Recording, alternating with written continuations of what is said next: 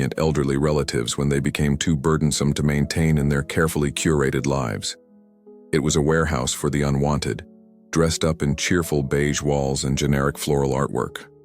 The staff tried their best, but they were stretched thin, dealing with too many residents and too little support. Margaret's daily routine had quickly settled into a mind-numbing pattern. Breakfast at 7:30, usually lukewarm oatmeal or rubbery eggs.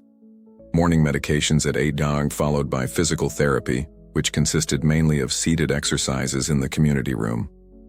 Lunch at noon, invariably some form of mushy casserole. Afternoon activities that rarely varied. Bingo, movie screenings, usually decades-old films, or craft sessions with supplies that seemed left over from a kindergarten classroom. Michael's visits had grown increasingly sporadic. First weekly, then bi-weekly, and now, well, it had been 23 days since she'd last seen him.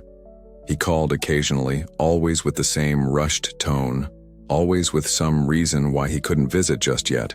A complex surgery, a medical conference, Crystal's charity gala. It was during one of these endless afternoons that Margaret first noticed something odd about room 237. She had taken to walking the halls during the quiet hours between lunch and dinner, partly for exercise and partly to escape the drone of daytime television in the community room. Room 237 had been empty since Mrs. Patterson passed away 2 weeks ago, and the staff hadn't yet prepared it for a new resident. Margaret wasn't sure what drew her attention to the loose baseboard near the window. Perhaps it was simply that her eyes, starved for stimulation, had become more attentive to small details. But there was something about the way the afternoon light caught the edge of the wood that seemed to beckon her closer. She glanced over her shoulder, confirming the hallway was empty. The nurses would be busy with medication rounds, and the aides were likely helping the less mobile residents with bathroom visits.